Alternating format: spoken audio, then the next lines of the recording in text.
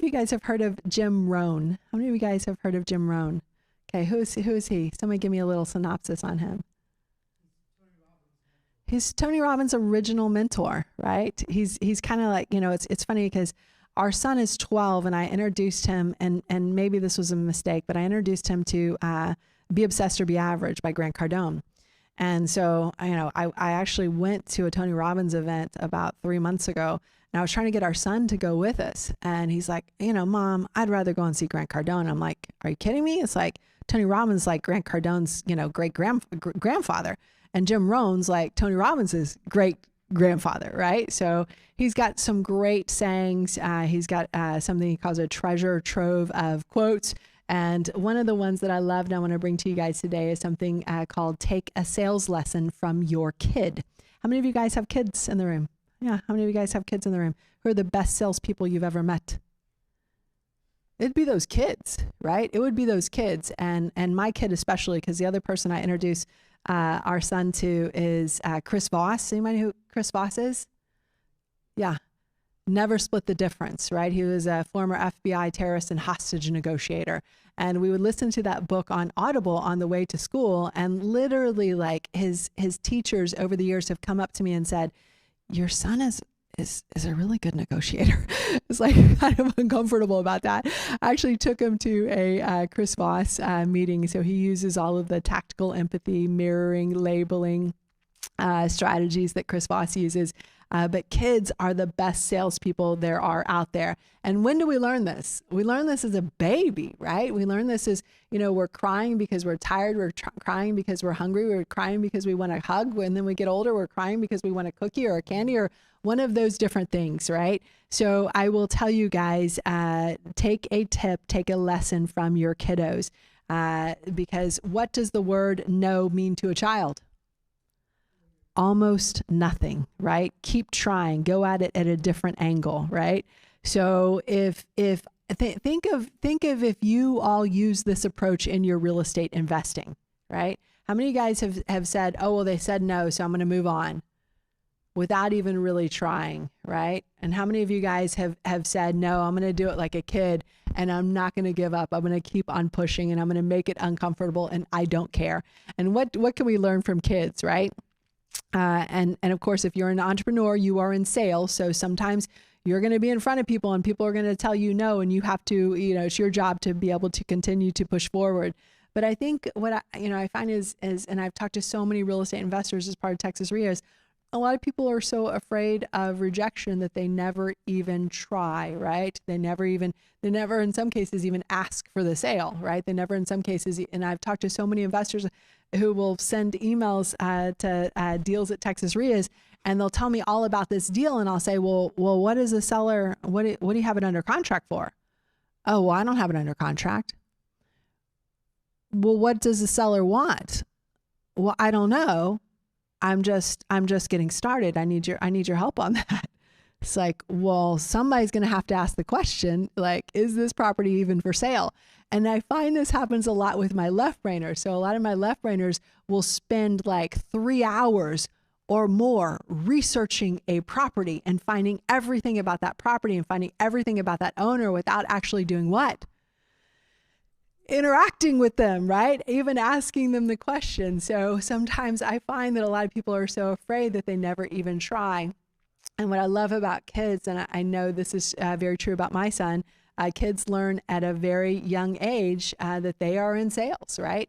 And their first sales job to us as a baby is to, get food, get something to drink, get something, get a cuddle, get a sleep, right? All of those different things. And if they don't get what they want, they cry until they do. Now, I'm not suggesting that your strategy needs to be crying at a seller meeting, because I don't think that's going to work out for you. But I think there are other ways that you can get there and get about it and get what you want as well. But I'll tell you, I think we could learn a lot from our children when it comes to bravery, courage, not taking no for an answer, and being impenetrable to embarrassment, anxiety, and fear, which as adults, are we impenetrable to those things? Not early in some cases, right? So, and I'll tell you, sometimes you'll have to say very uncomfortable things as a real estate investor. but you have to be willing to get uncomfortable to be able to make that sale, to be able to put a property under contract. And I will tell you, I've been in situations, and I was just in one literally last week where someone had brought me a deal and they said, all right, well, the seller wants $550,000 for it. And I did the analysis on it, and I'm like, well, the most I could pay is $400,000. What do you think we got it under contract for and bought it for? $400,000, right? But the person who first kind of brought us this opportunity, it could have been some combination of they didn't know what to offer because they were newer, and or they hadn't done, the analysis and due diligence to know. They were so excited about the opportunity of a deal that they didn't know how to negotiate it, right? And they didn't know what to say. And that's what I love about some of the training that I've done with Chris Voss of Never Split the Difference. And another book that I love is by Phil Jones. He wrote the book Exactly What to Say. And he also wrote another book called Exactly What to Say for the Real Estate Agent. Now, the Exactly What to Say for the Real Estate Agent is probably, I would be the one I would suggest you get. And even if you are not an agent, and the reason why I say that is because as a real estate investor, do real estate agents and real estate investors encounter a lot of the same objections that they have to overcome? And the answer is yes. So he goes through, I believe, 23 different, what he calls exactly what to say, to be able to overcome objections and to be able to get to that next level. But you have to be ready to kind of take no, and you have to know what to say after you get a no. And a lot of that deals with your curiosity as an individual and your curiosity to ask questions and get to know people, even if you think you already know the answer. So this is the troubling thing for my left brainers, as it is troubling for me, because I typically feel like I already know the answer to the question, so I'm not even asking the question. But when I have let go of that certainty and let go of my left brainer, I know it all. I've studied all of this stuff. I know what they're going to say, is the moment in many cases that I've been able to unlock a deal and unlock a situation that might be able to present an opportunity and really take it from there. So kids are always going to get the sale. If you guys are going to get the sale, you're going to have to exhibit a fair amount of some of those same skills that your kiddos do. And I'll say, let's celebrate the kid in all of us, and let's go out there and have these sometimes uncomfortable, sometimes awkward situations. And I will tell you that this last deal that we did, where we took $150,000 off the price, it wasn't the first time that I had to. You think that's uncomfortable to tell someone, I'm not paying you $550, I'm paying you $400, after they told me they want $550? Right? The answer is yes, but sometimes we have to be willing to get uncomfortable to unlock the things that we really want.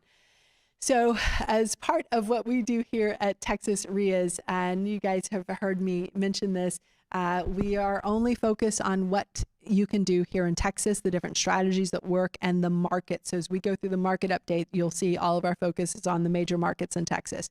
That way you don't have to sort through it and pull out all the things you need in order to succeed. As I was mentioning earlier, sometimes when we're on the internet, and I'm pretty sure that the internet knows everything, right? But the problem is there's a fair amount of ridiculousness just kind of sprinkled in there, and you just don't know what's ridiculous, what doesn't work of the things that are in there. So you have to kind of parse that out, and sometimes that takes time. So here at Texas REIAs, you're not going to have to parse that out. Our niche is Texas. We are not trying to be everything to everyone. So if you are watching us and then with us in person, just know if you're investing in Texas, you guys are at the absolute right place. Local matters, and it should be sought out, because this is where you get those local boots on the ground. So thank you for allowing